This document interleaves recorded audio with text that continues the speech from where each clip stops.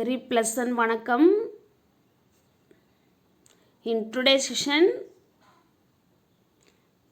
we will learn about kinematics.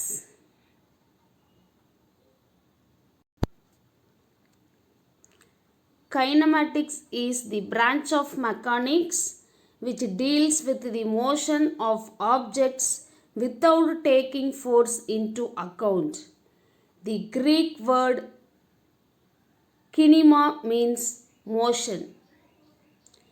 Kinematics அப்படினா இயக்கவியல், branch of mechanics அப்படினா இயற்பியலின் ஒரு பிரிவு, which deals with அதில் எதை பற்றி படிக்கிறோம் அப்படினா motion of the objects without taking force into account. இயக்கத்தை மட்டும் பற்றி படிக்கிறோம், அந்த இயக்கம் உருவாகிறதுக்கு காரணமான விசையை பற்றி படிக்கிறது இல்லை. ஒரு இயக்கம் உருவாகிறதுக்கு காரணமான விசையை கருத்தில் கொள்ளாமல் அந்த இயக்கத்தை பற்றி மட்டும் படிக்கிற இயந்திரவியலோட ஒரு பிரிவு தான் யார் அப்படின்னா இயக்கவியல். இந்த கிரேக்க வார்த்தை பார்த்திங்கன்னா கினிமா அப்படின்னா இயக்கம் அப்படின்னு சொல்லி அர்த்தம். Concept of rest and motion, ஓய்வு மற்றும் இயக்கம் பற்றிய கருத்து. ஒரு பொருள் ஓய்வு நிலையில் இருக்குது அப்படின்னா என்ன, இயக்க நிலையில் இருக்குது அப்படின்னா என்ன. an object at rest state and also an object at motion state. இதை எப்படி நம்ம அண்டர்ஸ்டாண்ட் பண்ணுறது? a person sitting in a moving bus is at rest with respect to a fellow passenger, but is in motion with respect to a passenger outside the bus. A person sitting in a moving bus. ஒருத்தர் என்ன பண்ணுறாரு, இயங்கிக்கிட்டு இருக்கிற ஒரு பேருந்தில் உட்கார்ந்துக்கிட்டு இருக்கிறாரு. Is at rest, இயங்கிக்கிட்டு இருக்கிற ஒரு பேருந்தில் ஒருத்தர் ஓய்வு நிலையில் இருக்கிறாரு. With respect to a fellow passenger, யாரை பொறுத்து, அவருக்கு பக்கத்தில் அதே பேருந்தில் பயணம் செய்கிறவரை பொறுத்து அவர் ஓய்வு நிலையில் இருக்கிறார். பட் ஆனால் is in motion with respect to a passenger out side the bus. ஆனால் பேருந்துக்கு வெளியில் இருக்கிறவரை பொறுத்து அவர் இயக்க நிலையில் இருக்கிறார். பேருந்து இயங்குது அப்படின்னா பேருந்துக்குள்ளே இருக்கிறவங்களும் என்ன பண்ணுறாங்கன்னு அர்த்தம், இயக்க நிலையில் தான் இருக்கிறாங்கன்னு அர்த்தம். இப்போ பேருந்துக்குள்ளே 2 பேர் பயணம் செய்கிறாங்க அப்படின்னா ஒருத்தரை பொறுத்து இன்னொருத்தர் ஓய்வு நிலையில் இருக்கிற மாதிரி தெரியும் இல்லையா. அதுவே ஒருத்தர் பேருந்துக்குள்ளே பயணம் செஞ்சுக்கிட்டு இன்னொருத்தர் வெளியிலேருந்து அதை பார்த்தாங்க அப்படின்னா அவர் இயங்கிக்கிட்டு இருக்கிற மாதிரி தெரியும், இயக்க நிலையில் தான் அவர் இருக்கிறார். A person sitting in a moving bus is at rest with respect to a fellow passenger but is in motion with respect to a person outside the bus. ஓடும் பேருந்தில் உள்ளே அமர்ந்திருக்கும் நபர் அவருக்கு அருகே உள்ளவரை பொறுத்து ஓய்வு நிலையிலும் பேருந்திற்கு வெளியே நின்று கொண்டிருப்பவரை பொறுத்து இயக்க நிலையிலும் உள்ளார் இல்லையா. The concept of rest and motion have meaning only with respect to some reference of frame or frame of reference. இந்த concept of rest and motion அப்படிங்கிறது இயக்க நிலை மற்றும் ஓய்வு நிலை அல்லது ஓய்வு நிலை மற்றும் இயக்க நிலை பற்றிய கருத்து அப்படிங்கிறது with respect to reference frame or frame of reference. frame of referenceனா குறிப்பாயம், ஒரு குறிப்பாயத்தை பொறுத்து மாறுபடும். Concept of rest and motion, ஓய்வு நிலை மற்றும் இயக்க நிலை பற்றிய கருத்து அப்படிங்கிறது ஒரு குறிப்பிட்ட குறிப்பாயத்தை பொறுத்தது.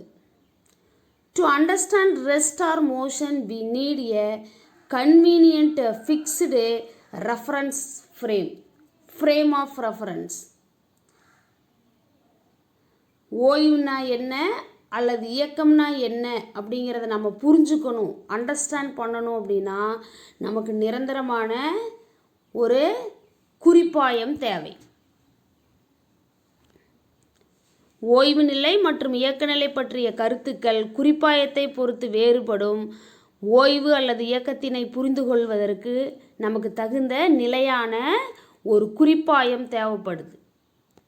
Fixed frame of reference we need. அப்போது ஃப்ரேம் ஆஃப் ரெஃபரன்ஸ்னா என்ன, குறிப்பாயம்னா என்ன, இதை மார்க் பண்ணிக்கங்க. Important 2 mark question. If we imagine a coordinate system and the position of an object is described relative to it, then such a coordinate system is called a frame of reference. If we imagine a coordinate system, எந்த ஒரு ஆய அச்சு தொகுப்பினை பொறுத்து the position of an object is described relative to it, அதை பொறுத்து ஒரு பொருளோட நிலையை குறிப்பிடப்படுறது. such a coordinate system, அந்த ஆய அச்சு தொகுப்பிற்கு தான் என்ன பேர், ஃப்ரேம் ஆஃப் ரெஃபரன்ஸ், குறிப்பாயம் அப்படின்னு சொல்லி பேர். If we imagine a coordinate system and the position of an object is described relative to it, then such a coordinate system is called a frame of reference. எந்த ஒரு ஆய அச்சு தொகுப்பினை பொறுத்து பொருளன்றின் நிலை குறிப்பிடப்படுகிறதோ அந்த ஆய அச்சு தொகுப்பிற்கு குறிப்பாயம் என்று பெயர். At any given instant of time, the frame of reference with respect to which the position of the object is described in terms of position coordinates x, y, z.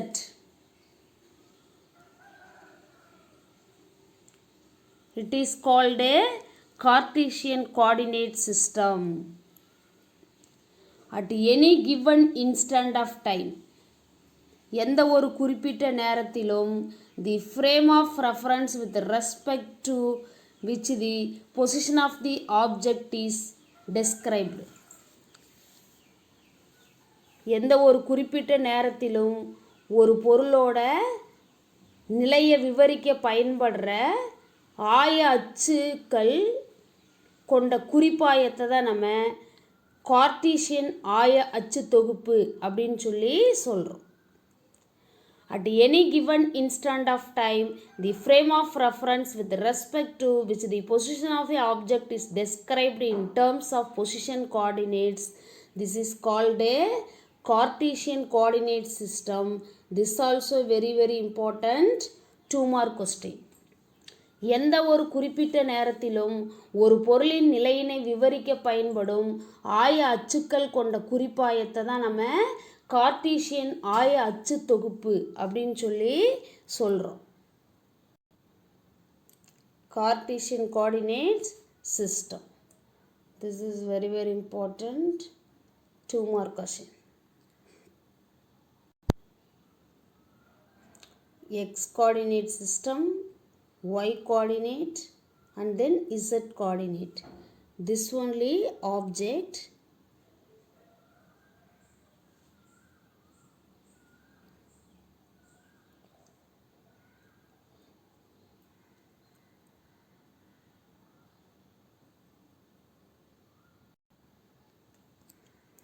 It is to be noted that if the x, y and z axes are drawn in anti-clockwise direction, then the coordinate system is called as right-handed Cartesian coordinate system. Mark pannu. This is also important 2 mark question. Right-handed Cartesian coordinate system.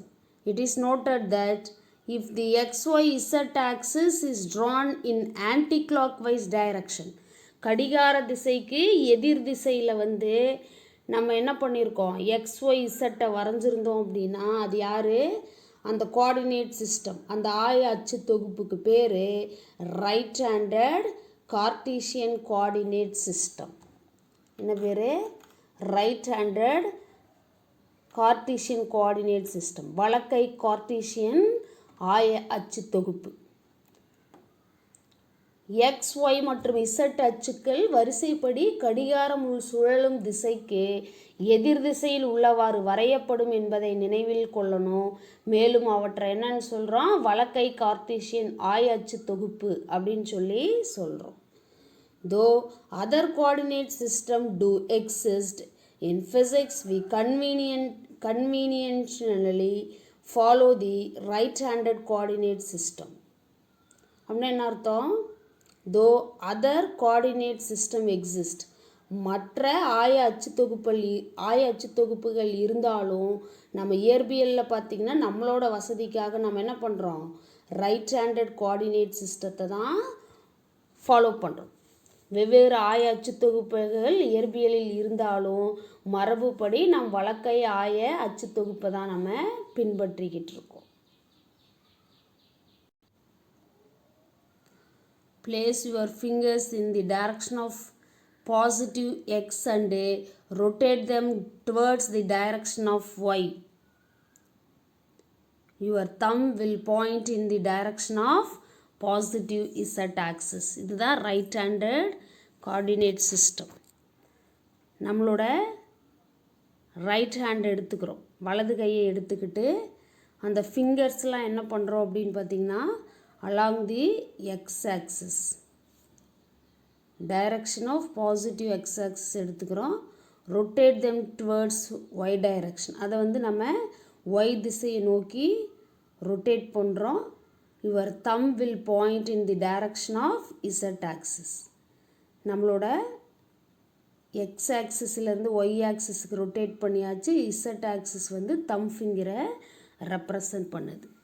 நம்மளோட வலது கையோட விரல்களை நேர்குறி x அச்சு திசையில் வைத்து அவற்றை y அச்சின் திசையில் சுழற்றினால் மடிக்கிறது இல்லையா, ஃபோல்ட் பண்ணுறது. உங்களின் பெருவிரல் நேர்குறி z அச்சின் திசையினை காட்டும். இதுதான் வலக்கை ஆயாச்சு தொகுப்பு அப்படின்னு சொல்லி சொல்கிறது.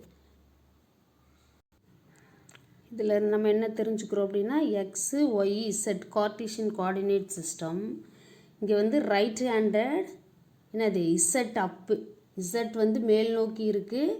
இதனோட இயக்கம் பார்த்திங்கன்னா ஆன்டி கிளாக் வைஸில் இருக்குது, கடிகாரம் உள்ளின் திசைக்கு எதிர் திசையில் இருக்குது.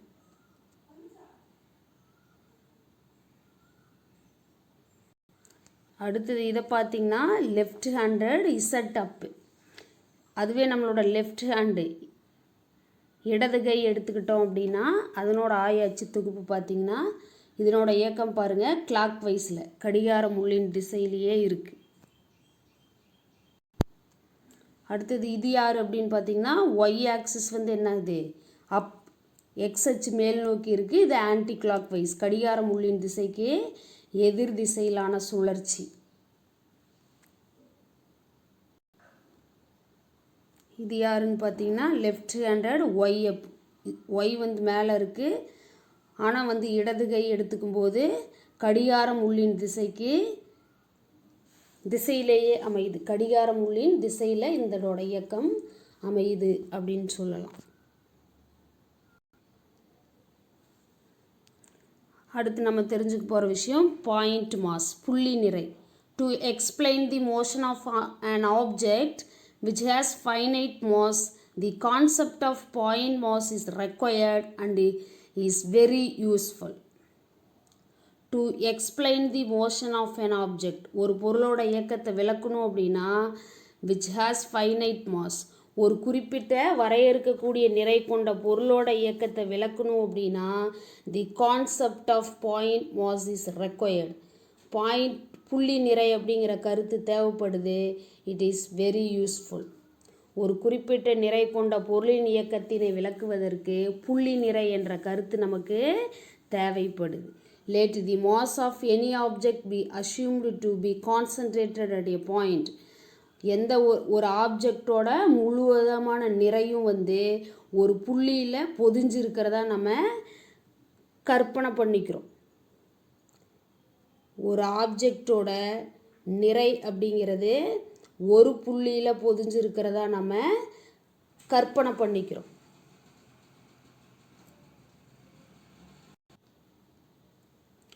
Then this idealized mass is called a point mass. Important 2 mark question. What is mean by point mass அப்படின்னு சொல்லி கேட்பாங்க.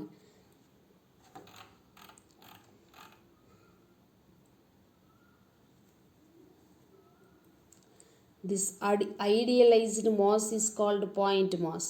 இந்த அடையாளப்படுத்தக்கூடிய இந்த குறிப்பிட்ட நிறையத்தான் நம்ம என்னன்னு சொல்கிறோம் அப்படின்னா புள்ளி நிறை அப்படின்னு சொல்லி சொல்கிறோம்.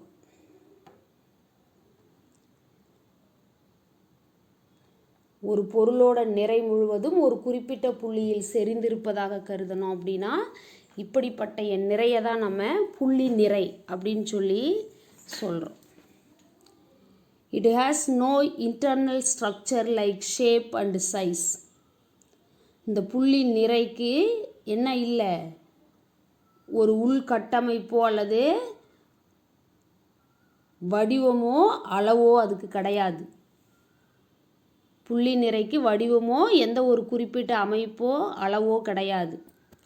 Mathematically a point mass has finite mass with zero dimension.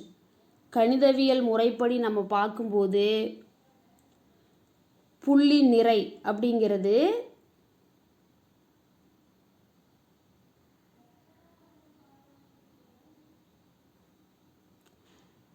ஒரு குறிப்பிட்ட அளவு நிறை கொண்ட பரிமாணமற்ற ஒரு அளவு. Even though in reality a point mass does not exist, it often simplifies our calculations.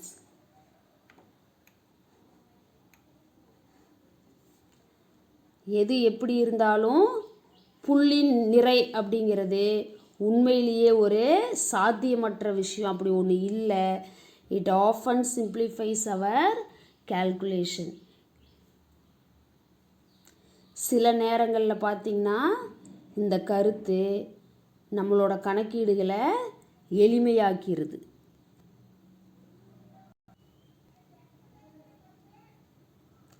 It is to be noted that the term point mass is a relative term. நம்ம இங்கே ஒரு விஷயத்தை குறிப்பிட்டு சொல்லணும். புள்ளி நிறை அப்படிங்கிறது ஒன்றை சார்ந்த கருத்து. It has meaning only with respect to a reference frame. இது எதை பொறுத்து இதுக்கு ஒரு அர்த்தம் கிடைக்கும் அப்படின்னு பார்த்தீங்கன்னா ஃப்ரேம் ஆஃப் ரெஃபரன்ஸ், குறிப்பாயத்தை பொறுத்து தான் இதுக்கு அர்த்தம் கிடைக்கும். புள்ளி நிறை அப்படிங்கிறது ஒன்றினை சார்ந்த கருத்து. அது நாம் பகுப்பாய்வு செய்யும் பொருளின் இயக்கம் மற்றும் பொருள் இயங்கும் குறிப்பாயம் இவற்றை பொறுத்து மட்டுமே அர்த்தமுடையதாக மாறுகிறது with respect to the kind of motion that we analyze. Examples. To analyze the motion of earth with respect to sun, earth can be treated as a point mass. This is because the distance between the sun and the earth is very large compared to the size of the earth.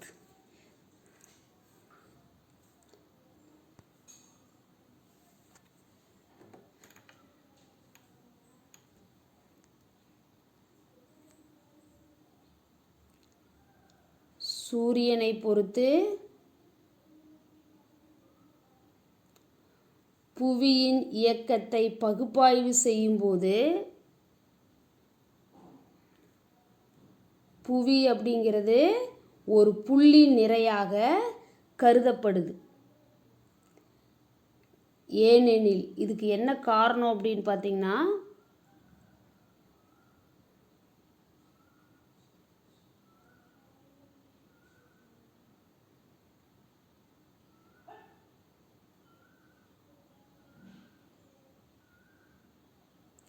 புவியோட அளவை நம்ம ஒப்பிட்டு பார்க்கும்போது சூரியனுக்கும் பூமிக்கும் இடையில் இருக்கிற தொலைவு அப்படிங்கிறது ரொம்ப அதிகம். To analyze the motion of earth with respect to sun, earth can be treated as a point mass. This is because the distance between the sun and the earth is very large compared to the size of the earth. சூரியனை பொறுத்து புவியின் இயக்கத்தினை பகுப்பாய்வு செய்யும் போது புவி ஒரு புள்ளி நிறையாக கருதிக்கலாம். ஏன் அப்படின்னா புவியின் அளவுடன் ஒப்பிடும்போது புவிக்கும் சூரியனுக்கும் இடையே உள்ள தொலைவு அப்படிங்கிறது ரொம்ப அதிகம். இன்னொரு எக்ஸாம்பிள் சொல்லலாம். If we throw an irregular object like a small stone in the air to analyze its motion, it is simpler to consider the stone as a point mass as it moves in space. The size of the stone is very much smaller than the distance through which it travels.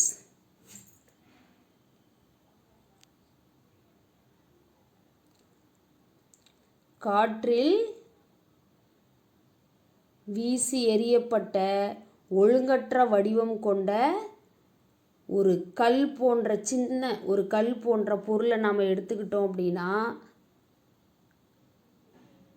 அதனோட இயக்கத்தை நம்ம பகுப்பாய்வு செய்யும்போது it is simpler to consider stone as a point mass. அந்த கல்லை நம்ம ஒரு புள்ளி நிறை அப்படின்னு கருதிக்க முடியும். என்ன காரணம் அப்படின்னு பார்த்தீங்கன்னா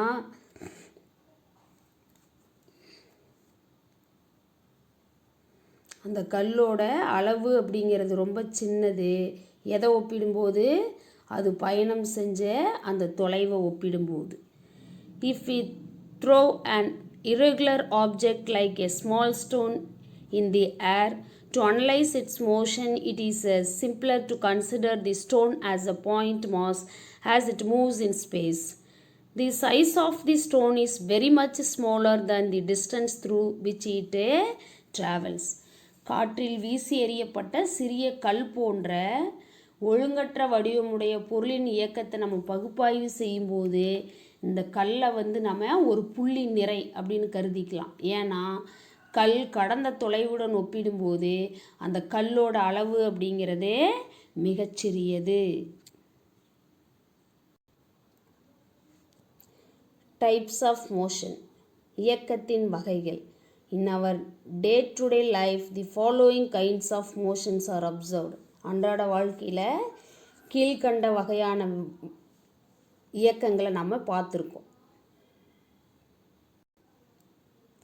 இந்த டைப்ஸ் ஆஃப் மோஷன் அப்படியே ஃபுல்லாக நோட் பண்ணிக்கிட்டோம். 1 dimension, 2 dimension and 3 dimension.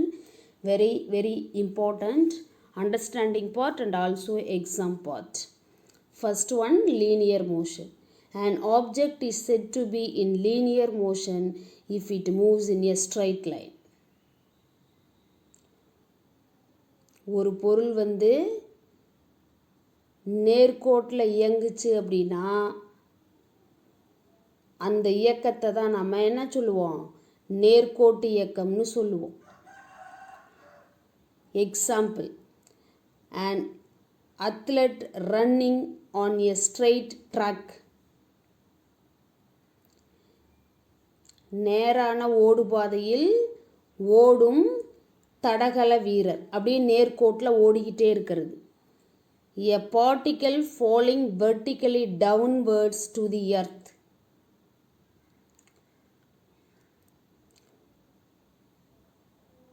புவியை நோக்கி செங்குத்தாக கீழ்நோக்கி விழுகும் ஒரு பொருள், புவியை நோக்கி விழற ஒரு பொருள், இதெல்லாம் நம்ம நேர்கோட்டு இயக்கத்துக்கு உதாரணம் சொல்லலாம்.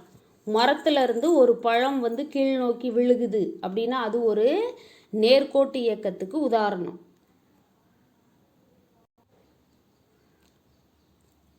Circular motion. சர்க்குலர் மோஷன் அப்படின்னா வட்ட இயக்கம். Circular motion is defined as a motion described by an object traversing a circular path.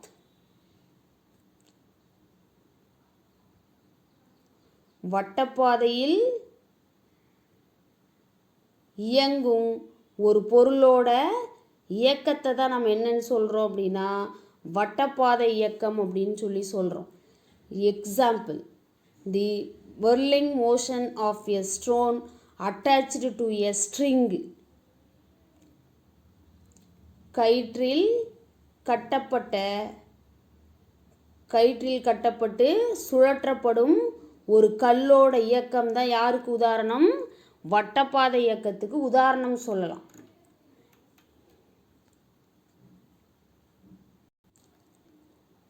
The motion of a satellite around the earth. புவியை சுற்றி வரும் செயற்கைக்கோளின் இயக்கத்தை ஒரு உதாரணம் சொல்லலாம். இதுதான் அந்த whirling motion அப்படிங்கிறது. ஒரு கல்லை என்ன பண்ணியிருக்கோம், ஒரு கயிற்றுல கட்டி இப்படி வட்டப்பாதையில் சுற்றுறது. இந்த எக்ஸ்பெரிமெண்ட் செஞ்சு பார்த்துருக்குறீங்களா? இதுதான் வட்டப்பாதை இயக்கத்துக்கு உதாரணம் சொல்லலாம். அதே மாதிரி பாருங்கள், நம்ம பூமியை சுற்றி வர செயற்கைக்கோளோட இயக்கம் ஒரு வட்டப்பாதை இயக்கம்.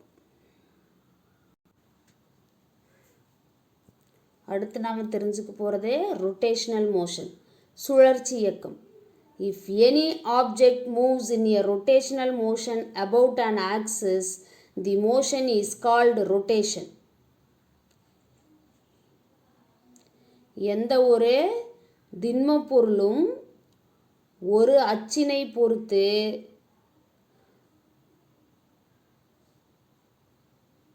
சுழலும்போது ஏற்படுற இயக்கம் சுழற்சி நிலைக்கு உட்பட்டுச்சு அப்படின்னா அதுக்கு பேர் தான் ரொட்டேஷன். சுழற்சி இயக்கம் ஆர் ரொட்டேஷனல் மோஷன் அப்படின்னு சொல்கிறது. During rotation every point in the object transfers a circular path about an axis.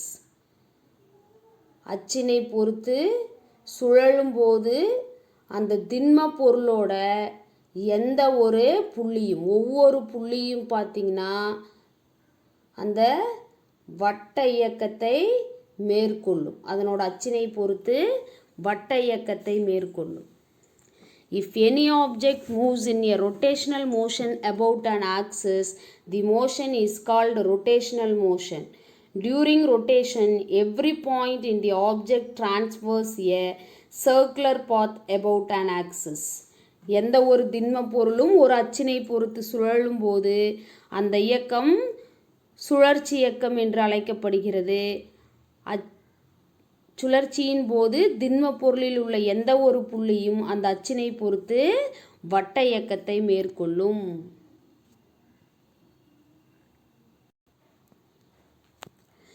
Examples: rotation of a disc about an axis through its center. அச்சினை பொறுத்து சுழலும் வட்ட வடிவ தட்டு, டிஸ்க் அப்படின்னா தட்டு, அதனோட மையத்தை பொறுத்து சுழற்சி அடைகிறது. Spinning of earth about in its own axis. தன்னோட அச்சை பொறுத்து பூமியோட சுழற்சி, அச்சினை பொறுத்து தன்னைத்தானே சுழலும் பூமி. Spinning of the earth about its own axis. Okay, இதுதான் வட்ட வடிவத்தட்டு. இந்த சுழலச்சு, இந்த சுழலச்சை பொறுத்து என்ன ஆகுது அப்படின்னா இந்த வட்ட வடிவத்தட்டு சுழற்சி அடையுது. இதெல்லாம் ரொட்டேஷனல் மோஷனுக்கு எக்ஸாம்பிள் சொல்லலாம்.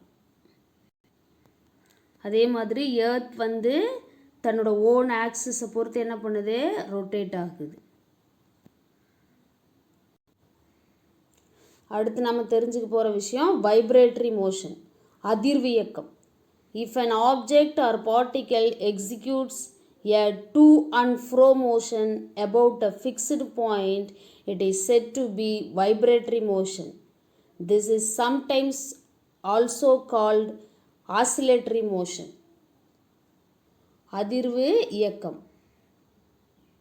பொருளொன்று அல்லது துகளொன்று நிலையான ஒரு புள்ளியை பொறுத்து முன்னும் பின்னும் இயங்குச்சு அப்படின்னா அதை தான் நம்ம என்ன சொல்கிறோம், அதிர்வியக்கம் அப்படின்னு சொல்கிறோம். இதுக்கு இன்னொரு பேர் இருக்குது, என்னென்னா அலைவு இயக்கம்னு பேர் இருக்குது. If an object or particle executes a to-and-fro motion about a fixed point, it is said to be in vibratory motion. This is sometimes called oscillatory motion. பொருளொன்று நிலையான ஒரு புள்ளியை பொறுத்து முன்னும் பின்னும் இயக்கத்தினை மேற்கொண்டால் அந்த இயக்கம் அதிர்வு இயக்கம்.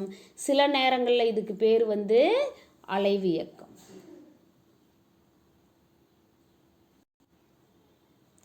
எக்ஸாம்பிள்ஸ் பார்த்திங்கன்னா vibration of a string on a guitar. Guitar இசைக்கருவியில் உள்ள அதிர்வடையும் கம்பிகள் ஒரு புள்ளியை பொறுத்து நிலையான புள்ளியை பொறுத்து முன்னும் பின்னும் அதிர்வடைகிறது. Movements of a swing. Swing அப்படின்னு என்னது? ஊஞ்சல், தொட்டில் இருக்கு இல்லையா? இப்போ அது ரெஸ்ட் ஸ்டேட். ஊஞ்சல் ரெஸ்ட் ஸ்டேட்டில் இருக்கும்போது அப்படியே ஒரு நிலையான புள்ளியை பொறுத்து இருக்கும். அதுக்கு புறவிசைங்கிற ஒன்று செயல்படுத்தும் போது என்னாகும்? முன்னும் பின்னும், முன்னாடி போயிட்டு பின்னாடி மறுபடியும் நிலையான வரும் இல்லையா? இப்படி ரெஸ்ட் ஸ்டேட்டில் இருக்குது. இப்போ புறவிசையை நம்ம செயல்படுத்தும் போது முன்னாடி போயிட்டு பின்னாடி முன்னாடி தான் இந்த மாதிரி அதனோட இயக்கம் இருக்கும். இதுதான் முன்னும் பின்னும் அலைவுறது. இதுதான் அதிர்வு இயக்கத்துக்கு மிகச்சிறந்த உதாரணம்.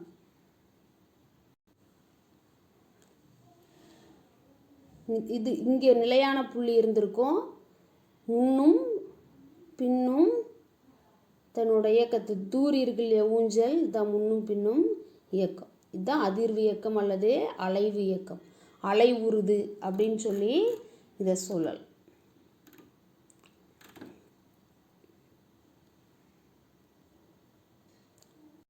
என்னென்ன டைப்ஸ் ஆஃப் மோஷன் இருக்குன்னு யாராவது சொல்லுங்கள் பார்க்கலாம். Linear motion, circular motion, rotational motion and a vibratory motion. This is very very important in kinematics. Other types of motion like elliptical motion and helical motion are also possible. இது மட்டும் இல்லாமல் நீள்வட்ட இயக்கம், அதுக்கப்புறம் என்னது வரிச்சுருள் இயக்கமும் நடைமுறையில் சாத்தியம்தான். அடுத்து நம்ம தெரிஞ்சுக்க போகிறது very very important, motion in 1, 2 and 3 dimensions. ஒரு பரிமாண, இரு பரிமாண மற்றும் முப்பரிமாண இயக்கங்கள். Let the position of a particle in space be expressed in terms of rectangular coordinates x, y and z. வெளியில் உள்ள துகளொன்றின் நிலையானது XY மற்றும் Z செங்குத்து அச்சுகளின் அடிப்படையில் வரையறை செய்யப்படுது அப்படின்னு வச்சுக்கலாம்.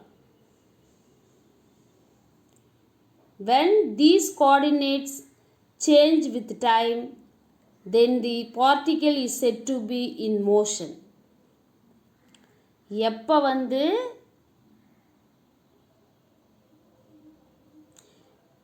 இந்த ஆய அச்சு எண்கள் நேரத்தை பொறுத்து மாறுபடுதோ அப்போ அந்த துகள் இயங்குது அப்படின்னு சொல்லலாம்.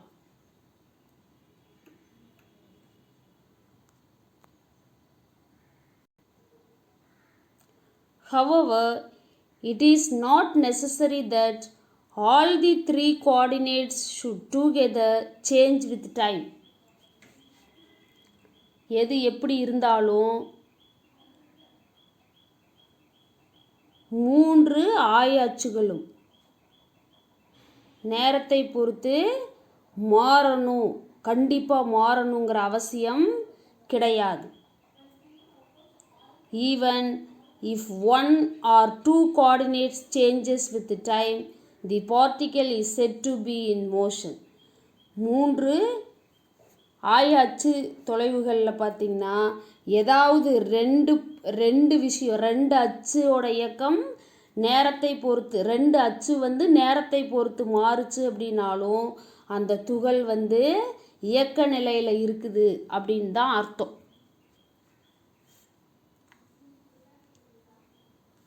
வெளியில் உள்ள ஒரு துகள் ஒன்றின் நிலையானது XY மற்றும் Z செங்குத்து அச்சுகளின் அடிப்படையில் வரையறை செய்யப்படுகிறது அப்படின்னு எடுத்துக்கிட்டோன்னா, இந்த ஆய அச்சு எண்கள் நேரத்தை பொறுத்து மாற்றமடையும் போதே துகள் இயக்க நிலையில் உள்ளது அப்படின்னு சொல்லலாம். இருப்பினும் 3 ஆய அச்சு கூறு எண்களும் நேரத்தை பொறுத்து மாற்றமடைய வேண்டிய அவசியம் கிடையாது. ஏதேனும் 1 அல்லது 2 ஆய அச்சு கூறு எண்கள் நேரத்தை பொறுத்து மாற்றம் அடைந்தாலும் துகள் இயக்கத்தில் உள்ளது அப்படின்னு தான் அர்த்தம். இப்போ இதை நம்ம என்ன பண்ணியிருக்கோம், கிளாசிஃபை பண்ணியிருக்கோம். ஒரு பொருளோட இயக்கம் ஒரு அச்சை மட்டும் பொறுத்து இருந்துச்சு அப்படின்னா அது ஒரு டைமென்ஷனல் மோஷன், ஒரு பரிமாண இயக்கம். 2 அச்சை பொறுத்து இயங்குச்சு அப்படின்னா அது இருபரிமாண இயக்கம், 2 டைமென்ஷனல் மோஷன். 3 அச்சை பொறுத்து இயங்குச்சு அப்படின்னா அது முப்பரிமாண இயக்கம், 3 டைமென்ஷனல் மோஷன் அப்படின்னு சொல்கிறது. அடுத்து நம்ம தெரிஞ்சுக்க போகிறது மோஷன் இன் 1 டைமென்ஷன், ஒரு பரிமாண இயக்கம். இதுவும் ரொம்ப ரொம்ப ரொம்ப ரொம்ப முக்கியம். 2 மார்க்ஸில் கேட்கலாம், 3 மார்க்ஸில் கேட்கலாம், ஆர் 5 மார்க்ஸ்லையும் கேட்கலாம். 1 dimensional motion is the motion of a particle moving along a straight line. ஒரு துகளோ பொருளோ நேர்கோட்டில் இயங்குச்சு அப்படின்னா அந்த இயக்கம் தான் ஒரு பரிமாண இயக்கம். அது எக்ஸ் அச்சின் திசையில் இயங்கலாம், அல்லது ஒய் அச்சின் திசையில் இயங்கலாம், அல்லது இசட் அச்சின் திசையில் இயங்கலாம். This motion is sometimes known as rectilinear or linear motion. சில நேரங்களில் பார்த்திங்கன்னா இந்த இயக்கத்தை நம்ம என்ன சொல்கிறோம் அப்படின்னா நேர்கோட்டு இயக்கம். ரெக்டிலீனியர் அப்படின்னா நேர்கோட்டு இயக்கம், லீனியர்னாலும் அதே தான், நேர்கோட்டு இயக்கம்னு சில நேரங்களில் சொல்கிறோம்.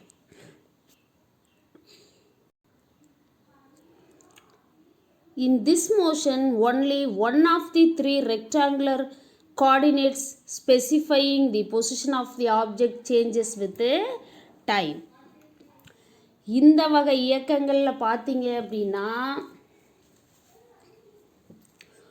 3 ஆய அச்சுகளில் எதே ஒரு ஆய அச்சு மட்டும்தான் நேரத்தை பொறுத்து மாறுபடும். ஆய அச்சுகளில் தான் பொருளோட நிலை நேரத்தை பொறுத்து மாறுபடும். For example, if a car moves from position A to position B along X axis, X direction, X அச்சோட திசையில் ஒரு மகிழுந்து என்ன பண்ணுது, A அப்படிங்கிற நிலையில் இருந்து B அப்படிங்கிற நிலைக்கு இயங்குது. ஏங்கிற புள்ளியிலிருந்து பீன்ற புள்ளிக்கு எக்ஸ் திசையில் நகரும் பொருளின் இயக்கம் அல்லது மகிழுந்தோட இயக்கத்தை நம்ம சொல்லலாம். இங்கே எக்ஸ் ஆய அச்சு மட்டும்தான் மாற்றத்தை ஏற்படுத்துது. Variation in X coordinate alone is noticed. X திசையில் ஏற்படுற மாற்றத்தை மட்டும்தான் இங்கே குறிப்பிடுறோம். அப்போ இதெல்லாம் யார், ஒரு பரிமாண இயக்கம்.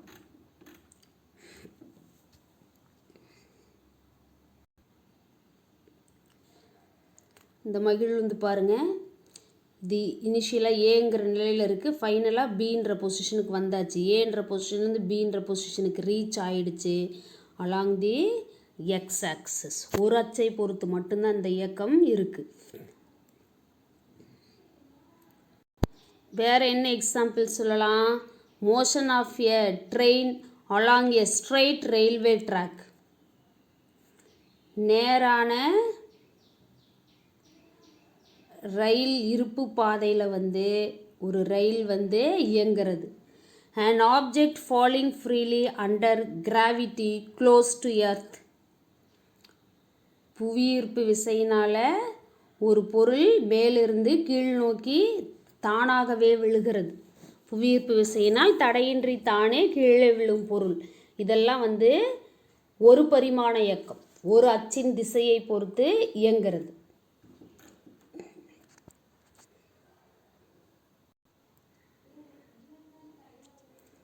Motion in 2 dimensions, இருபரிமாண இயக்கம். If a particle is moving along a curved path in a plane, then it is said to be in 2-dimensional motion. தளம் ஒன்றில் வளைவு பாதையில் இயங்கும் துகளொன்றின் இயக்கத்தை நம்ம இருபரிமாண இயக்கம் அப்படின்னு சொல்கிறோம். If a particle is moving along a curved path in a plane, then it is said to be in two-dimensional motion. தளம் ஒன்றில் வளைவு பாதையில் இயங்கும் துகளின் இயக்கத்தை நம்ம இருபரிமாண இயக்கம்னு சொல்லலாம். அந்த இயக்கம் என்ன பண்ணலாம், எக்ஸ் ஒய் அச்சை பொறுத்து இயங்கலாம், அல்லது ஒய் இசட் அச்சை பொறுத்து இயங்கலாம், அல்லது இசட்டு எக்ஸ் அச்சை பொறுத்தும் இயங்கலாம். சரியா?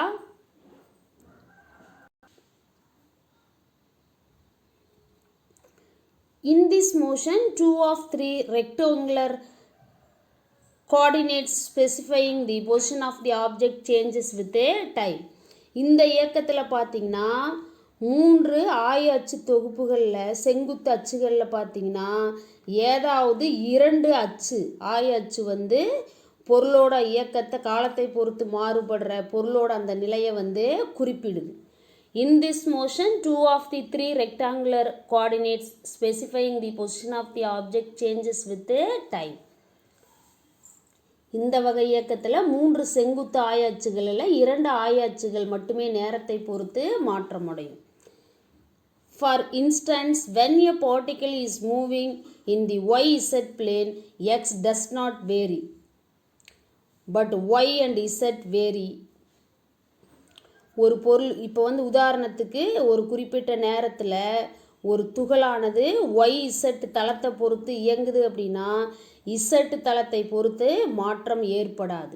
அப்போ ஏதாவது 2 செங்குத்து அச்சை பொறுத்து தான் அந்த பொருளோட இயக்கம் இருக்குது. அப்போ இதை தான் நம்ம என்னன்னு சொல்கிறோம், இருபரிமாண இயக்கம், 2 dimensional motion சொல்கிறோம். ஒரு துகளோட நிலை பார்த்திங்கன்னா ஆரம்பத்தில் P1 இருந்துச்சு, ஒய் அண்ட் இசட் அச்சை பொறுத்து இது இயங்குது. அப்போ ஆரம்ப நிலை Y1, Z1. அப்போ இந்த பாதையில் துகள் P2ங்கிற நிலையை அடைஞ்சிருச்சு. இப்போ அதனோட நிலை பொசிஷன் வெக்டார் அப்படின்னா Y2, Z2 அப்படின்னு சொல்லலாம். ஆரம்பத்தில் P1ங்கிற நிலையில் இருந்துச்சு, இறுதியாக இந்த பாதை வழியாக P2 நிலையை அடைஞ்சிருச்சு. இந்த துகளோட இயக்கம் இப்போ ஒய் மற்றும் இசட் அச்சை பொறுத்து இருந்ததுனால இதை 2 dimensional motion அப்படின்னு சொல்கிறோம்.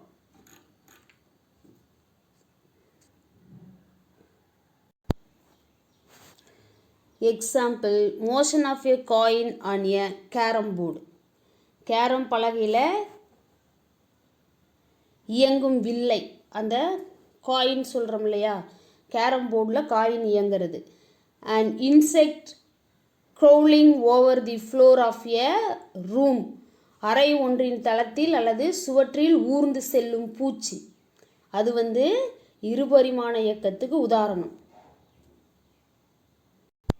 அடுத்து யார் இருக்காங்க அப்படின்னு பார்த்தீங்கன்னா, மோஷன் இன் 3 dimensions.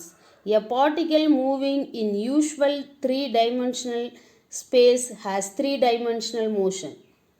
ஒரு துகளோட இயக்கம் 3 அச்சுகளை பொறுத்தும் இருந்துச்சு அப்படின்னா அந்த இயக்கத்தை தான் முப்பரிமாண இயக்கம் அப்படின்னு சொல்கிறோம். எக்ஸு, ஒய்யு, இசட்டு, இந்த 3 செங்குத்து அச்சுகளை பொறுத்தும் அந்த பொருளோட இயக்கம் இருந்துச்சுன்னா அதுதான் முப்பரிமாண இயக்கம் அப்படின்னு சொல்கிறது. ஃப்ளையிங் பேர்டு, பறக்கிற பறவை இருக்குது இல்லையா, அது என்ன பண்ணுது, 3 அச்சை பொறுத்து தான் அதனோட இயக்கம் இருக்குது. In this motion, all the 3 coordinates specifying the position of an object change with respect to time.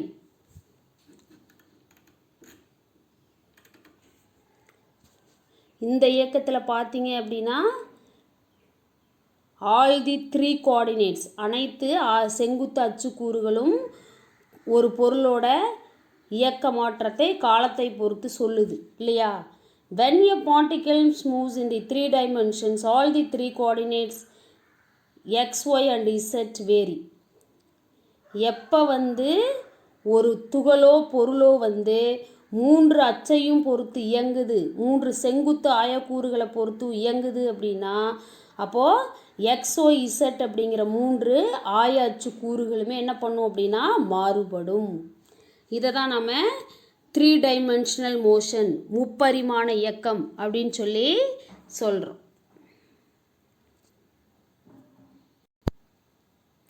Example பார்த்தீங்கன்னா a bird flying in the sky, வானத்தில் பறக்கிற ஒரு பறவை. Random motion of a gas molecules, ஒழுங்கற்ற இயக்கத்தை மேற்கொள்ளும் வாயு மூலக்கூறுகள். Flying of a kite on a windy day, வானத்தில் பறந்துக்கிட்டு இருக்கிற பட்டம், kite. Flying of a kite on a windy days, வானத்தில் பறந்துக்கிட்டு இருக்கிற பட்டம். இதெல்லாம் யாருக்கு உதாரணம்? முப்பரிமாண இயக்கத்துக்கு உதாரணம். Example for 3 dimensional motion. Types of மோஷனில் வந்து 4 டைப்ஸ் இருக்குது. Linear motion, circular motion, rotational motion and vibratory motion. Vibratory மோஷனுக்கு இன்னொரு பேர் என்னது? Oscillatory motion. அதே மாதிரி ஒரு பொருளோட இயக்கம் வந்து கார்ட்டீசியன் கோஆர்டினேட்ஸ், அதாவது செங்குத்து ஆய அச்சுகள் XYZன்னு சொல்லுவோம் இல்லையா, இதில் எந்த அச்சை பொறுத்து அந்த பொருளோட இயக்கம் இருக்குது அப்படிங்கிறத பொறுத்து 3 வகையாக பிரிச்சிருக்கோம்.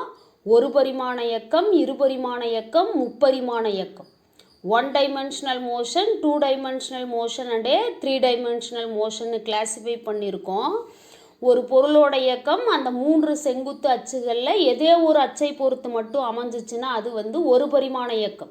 உதாரணத்துக்கு எக்ஸ் அச்சின் திசையில் இயங்கலாம், அல்லது ஒய் அச்சின் திசையில் இயங்கலாம், அல்லது இசட் அச்சின் திசையில் இயங்கலாம். இருபரிமாண இயக்கம் அப்படின்னா என்னது? ஒரு பொருளோட இயக்கம் வந்து 3 செங்குத்து ஆய அச்சுகளில் ஏதாவது 2ஐ பொறுத்து இயங்கிறது. ஒரு பொருளோட இயக்கம் XY தளத்தை பொறுத்து அமையலாம், YZ தளத்தை பொறுத்து அமையலாம், அல்லது ZX தளத்தை பொறுத்து அமையலாம். இந்த மாதிரி இயக்கங்களை வந்து நம்ம இருபரிமாண இயக்கம், 2 டைமென்ஷனல் மோஷன் அப்படின்னு சொல்லி சொல்கிறோம். இதுவே ஒரு பொருளோட இயக்கம் 3 செங்குத்து ஆய அச்சுகளையும் பொறுத்து அமைஞ்சிச்சு அப்படின்னா, எக்ஸு, ஒய் மற்றும் இசட் அச்சுகளை பொறுத்து ஒரு பொருளோட இயக்கம் இருக்குது அப்படின்னா இதை தான் வந்து முப்பரிமாண இயக்கம், 3 டைமென்ஷனல் மோஷன் அப்படின்னு சொல்லி சொல்கிறது. This also very very important. 2 மார்க்ஸில் கேட்கலாம், 3 மார்க்ஸில் கேட்கலாம், ஆர் 5 மார்க்ஸ்லேயும் உங்களுக்கு கேட்கலாம். Okay,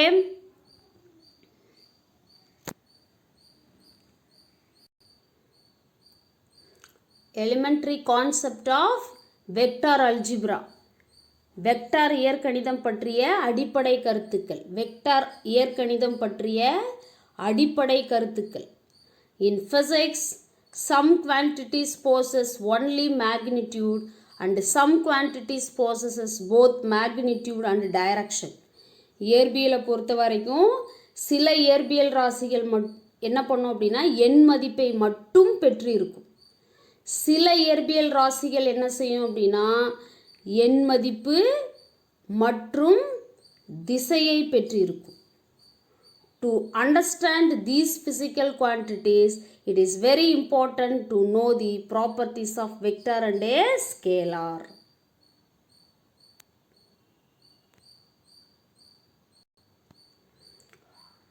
To understand these physical quantities, இந்த இயற்பியல் ராசிகளை பற்றி நம்ம புரிஞ்சுக்கணும் அப்படின்னா வெக்டார் மற்றும் ஸ்கேலாரோட பண்புகளை நம்ம தெரிஞ்சிருக்கிறது ரொம்ப ரொம்ப முக்கியம். சரியா? physical quantities according to the direction of the quantities பொறுத்து 2 டைப்ஸாக நம்ம கிளாஸிஃபை பண்ணியிருக்கோம், scalar and vector. First one பார்த்திங்கன்னா scalar. It is a property which can be described only by magnitude. ஒரு பொருளோட எண் மதிப்பால் மட்டும் குறிப்பிடப்படுற அந்த பண்பை வந்து நம்ம ஸ்கேலார்னு சொல்கிறோம். In physics, a number of quantities can be described by scalars. இயற்பியலில் பார்த்திங்கன்னா பல்வேறு அளவுகள் வந்து நம்ம என்ன பண்ணியிருக்கோம் ஸ்கேலாரில் குறிப்பிட்டுக்கிட்டு இருக்கிறோம். எடுத்துக்காட்டுக்கு பார்த்திங்கன்னா distance, mass, temperature, speed, energy. Distance தொலைவு, நிறை, வெப்பநிலை, வேகம், ஆற்றல், இதுக்கெல்லாம் யார் இருக்கா? எண் மதிப்பு மட்டும்தான் இருக்கே, திசை கிடையாது. ஒரு பொருளோட நிறை அப்படிங்கிறது எந்த திசையை எடுத்துக்கிட்டாலும் ஒரே அளவு தான். ஒரு பொருளோட வெப்பநிலைங்கிறது எந்த திசையை எடுத்துக்கிட்டாலும் ஒரே அளவு தான். ஒரு பொருளோட வேகம் அப்படிங்கிறது எந்த திசையை பொறுத்தாலும் ஒரே அளவு தான். அதே மாதிரி தான் ஆற்றல், தொலைவு, இது எல்லாமே காலத்தை பொறுத்து ஒரு பொருளோட தொலைவு மாறுச்சுன்னா அதுதான் என்னது? வேகம். Rate of change of distance of an object, change in distance of object with respect to time. ஒரு பொருளோட தொலைவு வந்து காலத்தை பொறுத்து மாறுச்சு அப்படின்னா அதுதான் என்னது? வேகம்னு சொல்கிறது. Okay,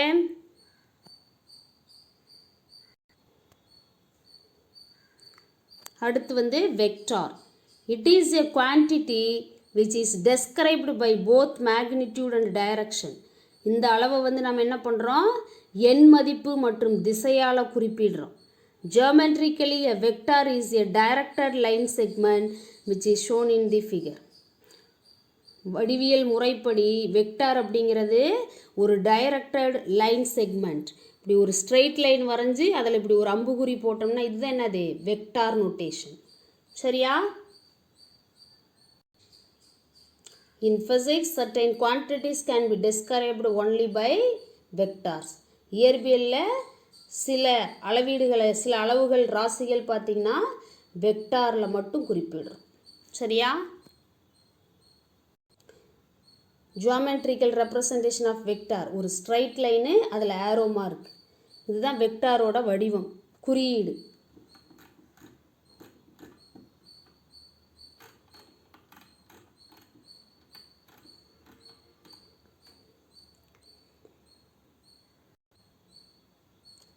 example: force, velocity, displacement, position vector, acceleration, linear motion, angular motion. இது எல்லாமே யாருக்கு? வெக்டாருக்கு எக்ஸாம்பிள். இதுக்கு எல்லாத்துக்குமே மேக்னிடியூடும் இருக்குது, டைரக்ஷனும் இருக்குது. எண் மதிப்பை மட்டும் பெற்றுள்ள இயற்பியல் ராசிகள் ஸ்கேலார் ராசிகள். எண் மதிப்பு மற்றும் திசையையும் பெற்றுள்ள இயற்பியல் ராசிகள் வெக்டார் ராசிகள். சரிங்களா? அடுத்து நம்ம தெரிஞ்சுக்க போகிற விஷயம் மேக்னிடியூட் ஆஃப் எ வெக்டார். வெக்டாரின் எண் மதிப்பு. The length of a vector is called magnitude of the vector. அந்த வெக்டாரோட எண் மதிப்பு, லென்த்து தான் வந்து நம்ம எண் மதிப்புன்னு சொல்கிறோம். இப்போ இந்த நேர்கோடு வரைகிறோன்னா இந்த நேர்கோட்டோட நீளம் தான் அந்த வெக்டாரோட எண் மதிப்பு. இந்த அம்புகுறி எந்த திசையில் போட்டிருக்கிறோமோ அதுதான் திசை. It is always a positive quantity. Underline this. Vector அப்படிங்கிறது எப்போவுமே நேர்குறி மதிப்பை கொண்டது. Sometimes the magnitude of the vector is also called norm of the vector. சில நேரங்களில் என்ன பண்ணுறோம் அப்படின்னா வெக்டாரோட எண் மதிப்பை நார்ம் அப்படின்னு சொல்லி சொல்கிறோம். தரம், நார்ம், தரம் அப்படின்னு சொல்லி சொல்கிறோம்.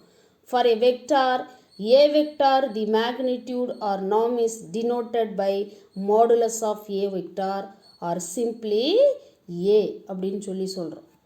a வெக்டாரோட தரத்தை சுருக்கமாக நம்ம என்ன சொல்கிறோன்னா ஏன்னு சொல்கிறோம், இல்லைனா மாடுலஸ் ஆஃப் a வெக்டார்னு சொல்கிறோம். இது ரொம்ப முக்கியமான விஷயம். சுருக்கமாக a வெக்டாரோட நாம் தரத்தை வந்து a அப்படின்னு சொல்லி சொல்கிறோம், இல்லைனா modulus of a vector. Modulus of a vector is nothing but a. சரியா?